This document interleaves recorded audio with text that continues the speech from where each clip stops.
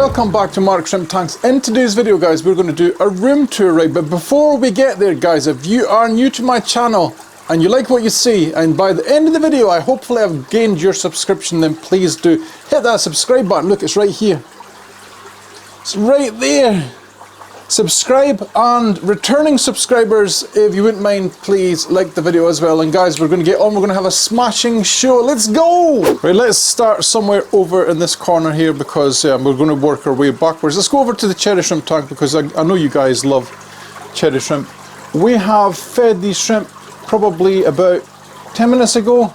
I used Glass Garden's Dinner 2. This tank is doing quite nice. Minimal algae in it now, which I love. By the way, guys, my lights are all on for just 4 hours a day, and I'm doing it so that my lights are on for 4 hours in the morning from 9 until 1. And what that means, guys, is my electricity bill will be much lower, right? Because obviously it's lower if you're not going to have all the lights on all the time. But there's another reason, and this reason is heat.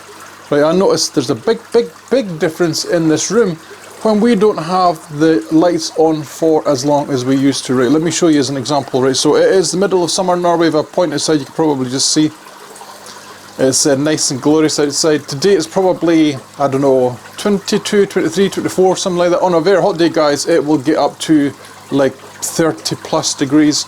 And I found by not having all these lights on, and by keeping this window open ajar a little bit overnight, my room is much cooler. Let's go and have a look at this temperature gauge here.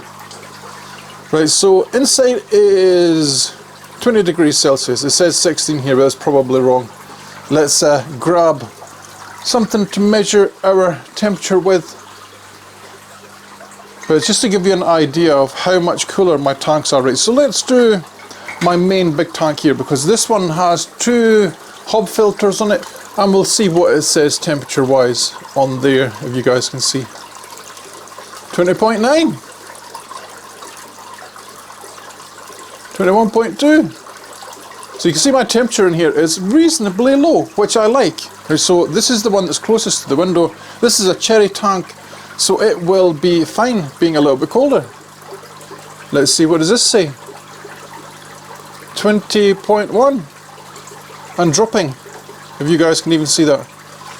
So that is my higher tanks. Let's quickly do this one up here so you can see this as well.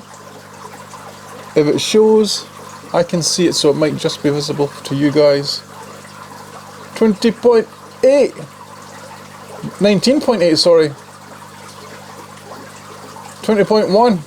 So you can see the room is quite cool, but it's much hotter outside. So that is the reason we do this, right? So I'm reducing my electricity bill by reducing my lighting times, and I'm saving money at the same time. My plants are doing awesome as well. Have a look at this. Look at the growth in just 4 hours of light. Let's have a little look at some other plants. Just to give you an idea, plants are growing like the clappers, guys. Right, and there's very minimal light in here. With these windows, it's quite a dark room, even though we have light from the door, light from that window there, and light. There's basically 3 sources of light in here, but it is still a very dark room. Like, for example, I don't think I would be able to grow plants in here without the help of some extra floodlights, which I need to add another one up here, so yeah. You know, I can't remember where I was. I was at this cherry shrimp tank before I went off my little tangent there. Let's have a little look at these guys up here, and I'm going to try and stay a wee bit further back, guys, because yeah, my eyes have been fixed, but I still need glasses and they're not here yet. And yeah, I'm wearing disposable ones, guys, but it's very hard to explain to people. In one eye I have I'm long-sighted, in my other eye I'm short-sighted, right? So these are standard throwaway cheap glasses with 2 lenses that are the same, so you can see my problem here. When I look at stuff like with the glasses on, I can just see the writing on cameras and reading text and whatever. But when I look at shrimp, oh god, it's so hard. But yeah, I'm going to try and stay just a little bit further away and not put my hand too much in front of the camera so you guys can see. Yeah, but this tank is doing amazingly good. Considering It's never really taken off. It is starting to now. I gave at least half my shrimp away to my friend Per. This tank has been culled probably 3 or 4 times as well. And we have a fair amount of little babies in here. I'm not sure how much we're going to catch on this camera and good old blind boy here, but yeah, as I said as well, we'll try and introduce a lot of macro footage into my videos until I get my eyes fixed as well. Guys, it's going to be this way just for another week or two, because I've already been to the opticians and they said 2 or 3 weeks to get my new glasses. I can't wait. Basically, I can't wait. Right, so let's go down through the tanks. I don't want to make it an ultra long video. This tank is still to be moved, the shrimp. It's just a mixed bee colony. This is where I have my fish bones, and of course they have blue bolt babies as well. Here they are all here, looking gorgeous as ever. And yeah, these shrimp are not all over this food, guys, and I want to make this clear that I'm done feeding the tanks for YouTube videos, because you do get issues with overfeeding tanks, specifically for me as well. When I was trying to push out 2 or 3 videos a week, feeding all of the tanks to get them all to come to the front so you guys can see them, it is not good for the shrimp. For example, these shrimp here, I think I fed them a week ago, and you can see most of them have come to the front, but they're still a little bit slow. Look, like this, look, teeny bit slow. This is not the reaction you want from your shrimp when you put them in. Right, so I'm doing minimal feeding, like once a week or something like that. Right, and this tank was my Red King Kongs, and there's probably only about 5 or shrimp left in this tank, and we're going through what I would call, guys, is a recovery period for all my tanks, where I'm not going crazy with the feedings, I'm keeping up with my water changes. Whatever it is that causes this massive shrimp death syndrome thing, it seems to be able to be diluted out of the tanks. So yeah, I can't measure exactly what it is because I'm not a scientist. I don't have a scientific equipment available to me to test stuff. But yeah, what seems to work is cutting right back on the feeding and just do your water changes. You see what I mean here? This tank did have that death syndrome thing, but the shrimp I've not had a dead shrimp in here for a while, but look at the food, look at the shrimp around it. You see the problem? Look at the leaf. The leaf has hardly been munched on, right? So yeah, I put the food in there for the camera, when probably I shouldn't. This tank is nearly ready. This is the newest ADA ADA tank. You can tell as well, with the lack of light hours, there's quite a lack of algae, but I can see quite a bit of biofilm and stuff on the side, so yeah, it won't be long until this one's ready. Tangerine tigers, doing okay. I've introduced some rabbit snails into all of my hard water tanks now, to try and see if it helps with the overfeeding issue I have. You know what it's like, guys, you always want to put more food in for breeding and whatever else, and you can see here, these guys are just doing okay. I mean, in this tank there should be a lot of shrimp, but there's just not, you see? So yeah, I put a couple of rabbit snails in. This tank next to it has completely recovered from this death syndrome thing. In fact, I can see quite a few buried females, right? So we are on for a baby boom quite soon. You can see these ones, they're kind of like fighting over the food a little bit. This is what you want to see. You see how they're quite actively searching for the food. And this tank, guys, remember, it was culled hard as well, so this is why we have such a nice grade of German spotted head pintos in here. They're looking really nice. This Anubis is growing quite well. Spray it once a day with some water in here, and yeah, it's growing like the clappers. My moss tub that I've been trying to grow stuff in is, I think it might not be enough light. You can probably just see it doesn't really look like anything's changed in the month, so yeah, we probably will find a windowsill for this one to go somewhere. This is our Blue Dream tub that badly needs culled. If I can point you at the shrimp. Yeah, this tank needs culled for sure. The plants are doing great. There is very noticeable the lack of string algae in my tanks now with going down to 4 hours. You probably will notice that as well. Now, these guys have had babies quite recently as well, guys. Remember I said I'd put up some macro footage. I'll do that all the way through the video. as well, because yeah, I know you guys like to see all the babies and stuff. I could see them on the plants and whatever else. Again, this camera isn't the greatest, so it's one of these ones again where we have to watch our feeding. Crystal Reds doing okay. You see them kind of fighting over the food a little bit. I did try and get these guys next to this. This was my breeding project with trying to make my own boa. I'm trying to get these guys to come to the front, and I've actually moved the food guys twice, right to the front here. And we have at least 2 berry shrimp in here, and they're quite active as well. So this is the way that you want to go. Less feeding, more active shrimp, keep up with your water changes. Again, keep coming back to this thing with overfeeding. I lost the entire tank of fancy crystal blacks in this aquarium. Right, and what I've done, guys, is I gave the tank almost 100% water change. I took out all the crap at the tank. I just organised it a little bit better. We've had this soaching oxidator, which I'm going to talk about in a second as well, because I've changed something with this. 100% water change. I let it settle for a couple of days, and then what I did was I went up to this tank here and I got 3 of the best culls from the fancy tigers, and I put them in here. And yeah, one of the girls is buried already, right? So this tank will recover, which is awesome. I actually did see a better girl in here, a better looking female in here, but she was already buried. You can see I buried one there, running past, you see it?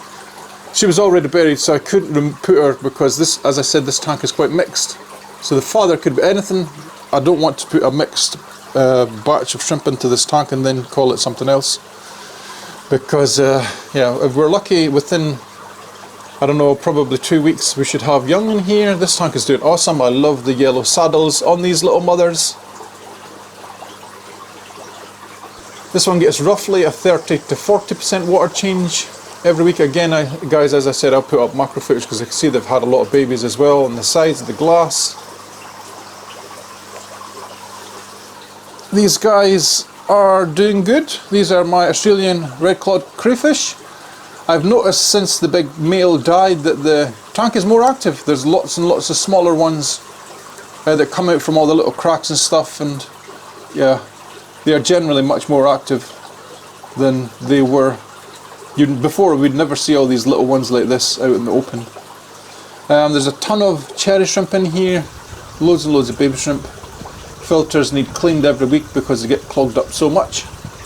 There's a little red label on it because this is just a reminder for me to keep up with my water changes in the tank, because yeah, it's one of the ones I tend to neglect. But again, guys, since my last video, I don't think I've touched this tank, and look how clean the glass is with us doing this 4 hours of light thingamajig.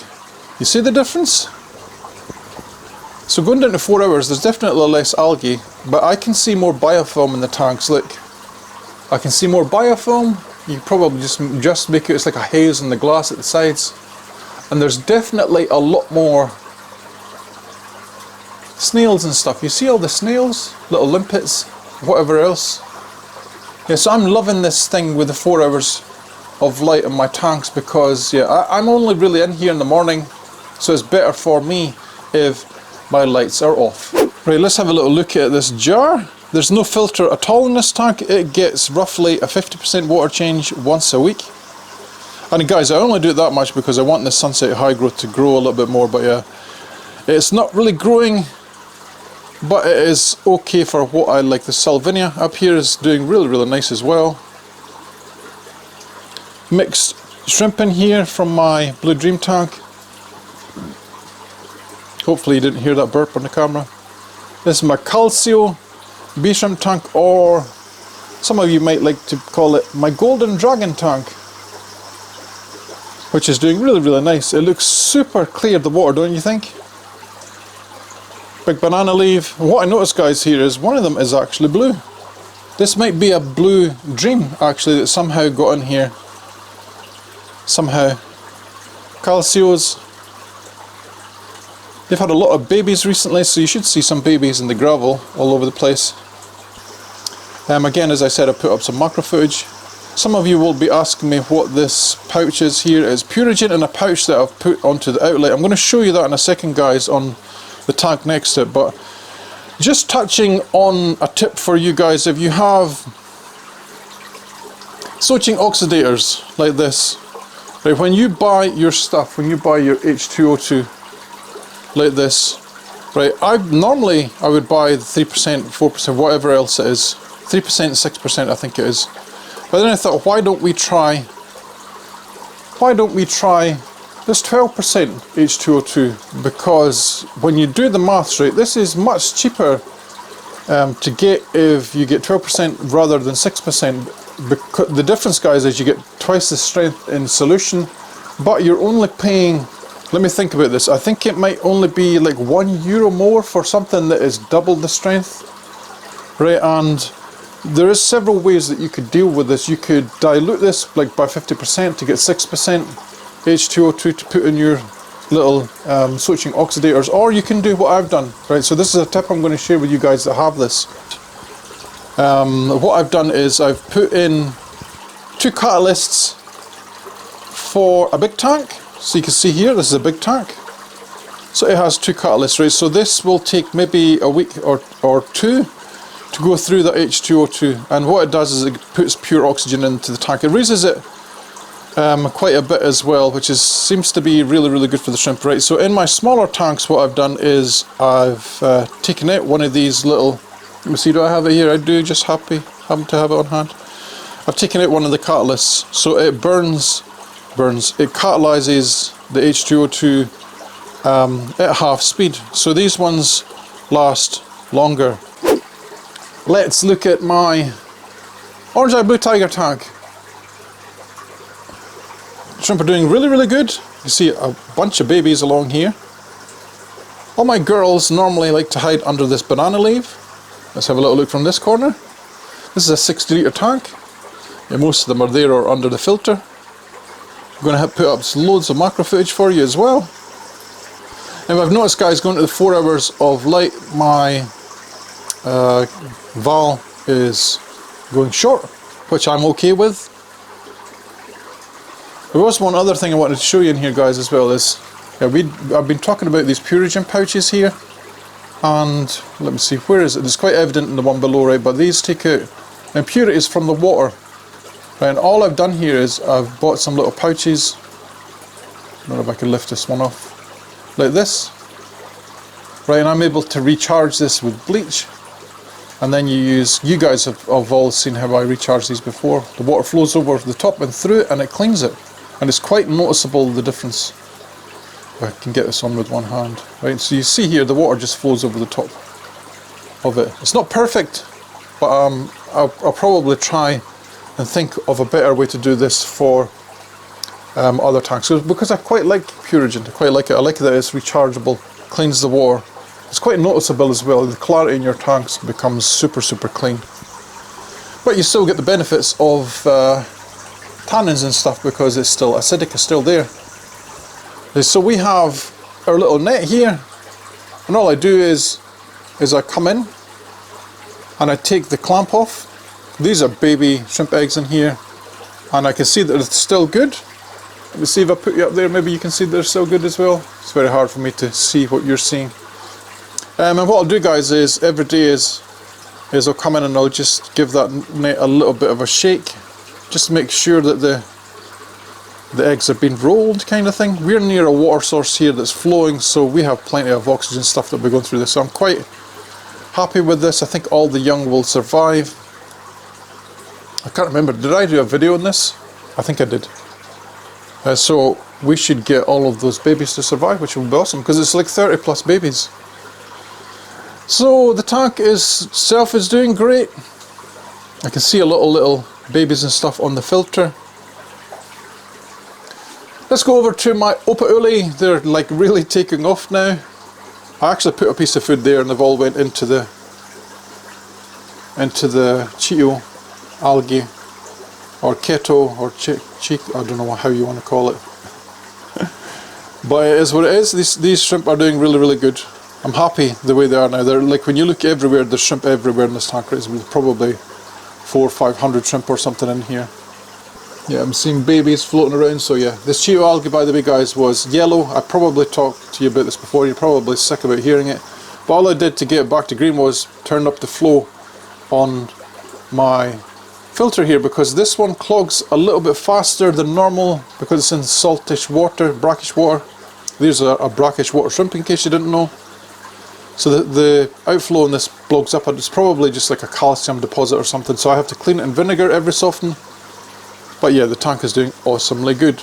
Talking about blocking up filters and Puritan at the same time, because let's go down to our green jade tank, guys. Got our val in here, moss, banana leaves, cinnamon. Shrimp are starting to do really good again. But when I looked at details of this tank, guys, I'm saying they're doing really, really good again. I set up this tank 2 years ago. Right, so how long do you give it before, like, what has to change in the tank?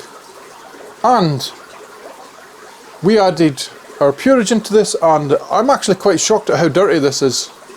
So this is only a couple of days, and you can see how brown that is already. So it's taken a lot of crap out of the water. And it's actually quite noticeable, the difference in the clary in this tank. I can actually see a couple of baby shrimp there as well. You see them? You can see one there, see one there.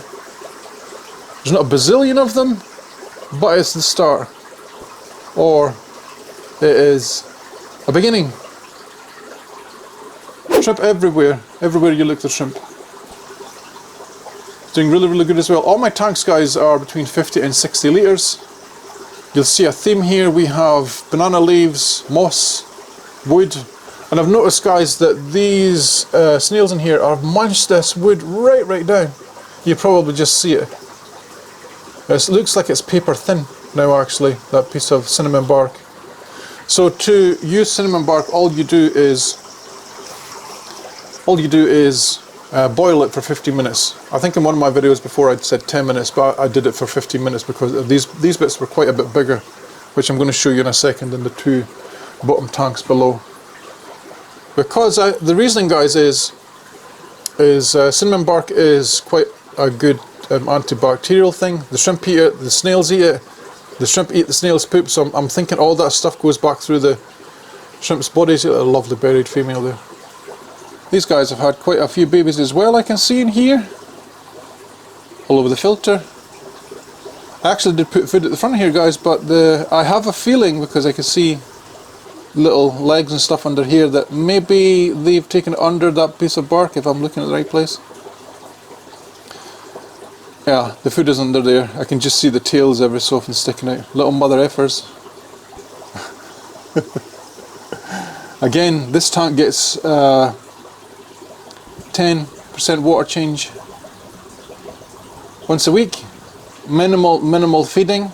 As I said, make sure you get lots of leaves, bark and stuff in the tank, moss, banana leaves, because then you start to see babies again. This tank was starting to get that multiple death tank syndrome thing, and then baby shrimp again. Again, the cure for that was stop feeding the tank so much. And the tank right next to it, guys, is the blue bolt tank, and it had this problem very, very recently. I lost maybe 5 or 6 shrimp in here, all at the same time, and the fix was do a big water change and don't feed the tank for a few weeks, and hey presto, the shrimp are happy again. Have a little look. Have a little look. So again, you see the theme. Banana leaves. That plant there is hornwort, in case you didn't know. Cinnamon bark. And the shrimp are happy. But you can see here there's not as many as there was, but that is the deal with this multiple death syndrome that you get in a tank. Guys, in a nutshell, it is caused because we overfeed the tanks, I'm pretty sure of that. Whatever else happens after that, whether it be from bacteria or maybe an influx of CO2, maybe from the bacteria from all the farting in the tank, or yep, I went shrimp crazy. So there you have it, guys. I hope that wraps up the video. If you've enjoyed today's show, then please hit that subscribe button And I would like to thank you all for watching. I would like to thank my patrons and my members for all the support as well. It's really, really appreciated. And guys, have an awesome day and I'll catch you in the next one. Happy shrimping.